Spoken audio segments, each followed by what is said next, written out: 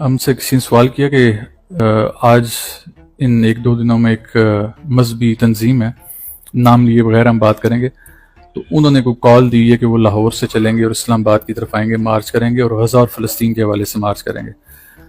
تو ہمیں کہا گیا کہ آپ نے ان کے حوالے سے کوئی بیان نہیں دیا، وہاں پر کوئی بڑا مارا ماری کا عمل ہو رہا ہے، حکومت اور وہ آپس میں دستگیر پہ ہیں۔ پھر یہ جو مذہبی تنظیمیں انہوں نے اپنے آگے نا چھوٹے چھوٹے ملا تیار کر کے رکھے ہوتے ہیں متشدد قسم کے، وہ جیسے ہی کوئی ایسا بیان ان کے خلاف چلا جاتا ہے، ان کی من منشا کے خلاف، ان کی منطق کے، ان کی ایما کے خلاف، تو وہ آگے نہیں دیکھتے کہ آگے کچھ سید زادہ کھڑا ہے، کسی درگاہ سے تعلق رکھنے والا کھڑا ہے، اس شخصیت کو نہیں دیکھتے، بے شک وہ حضور کا قول پیش کرتا رہ جائے، قرآن سے بات اٹھا کے پیش کرتا رہے، ان کی اپنی ایک منطق ہے کہ ہمارا بابا یہ کہہ گیا، تو لہٰذا وہ پھر گالم گلوچ، تان و تشنی، نہایت ہی بدتمیزی کے الفاظ استعمال کرتے ہیں۔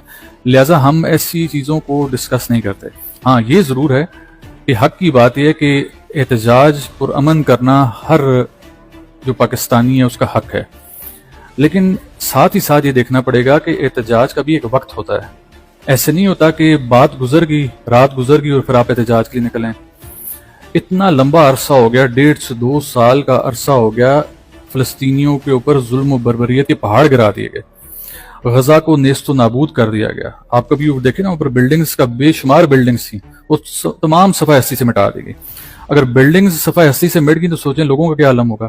اس 1.5-2 جو سال کا عرصہ ہے، اس میں آپ لوگ احتجاج کے لیے باہر نہیں آئے، تو اب جب حماس کا، فلسطین کا اور اسرائیل کا آپس میں معاہدہ ہو گیا تو ابھی احتجاج کی کیا تک بنتی ہے؟ اب جو آپ کر رہے ہیں اور پھر اس کے اگینسٹ جو حکومت کر رہی ہے، آپ نے ایک نیا محاذ یہاں پر کھول دیا ہے۔ اب باہر کی دنیا کیا سبق لے گی؟ یہ دونوں فلسطین کے حق کی جنگ لڑ رہے ہیں، ہماری حکومت بھی اور یہ مذہبی تنظیمیں بھی، اور آپس میں گتھم گتھا ہیں۔ آپ باہر لوگوں کو کیا میسج دے رہے ہیں؟ آپ کہہ رہے ہیں غزہ میں ظلم ہو رہا ہے، یہاں پر آپ لوگ کیا کر رہے ہیں؟ صرف حکومت تک نہیں، جو تنظیم کر رہی ہے وہ بھی غلط کر رہی ہے۔ اگر حکومت نے کسی جگہ سے آپ کو اجازت نہیں دی، منع کر دی، تو منع ہو جائیں۔ اب تو احتجاج کی کوئی گنجائش ہی نہیں ہے۔ میں نے آخری بیان میں کہا تھا کہ ہم فلسطین والوں کے ساتھ ہیں۔ اگر فلسطین والے اسرائیل والوں کے ساتھ کوئی پیچ اپ کرتے ہیں تو بھائی ہمیں اس میں کیا اعتراض ہے؟ کیوں جب وہ مار کھا رہے تھے تو ہم تو نہیں جا سکے وہاں پر، غزہ میں جب لوگ لٹ رہے تھے ہم نہیں وہاں پر جا سکے۔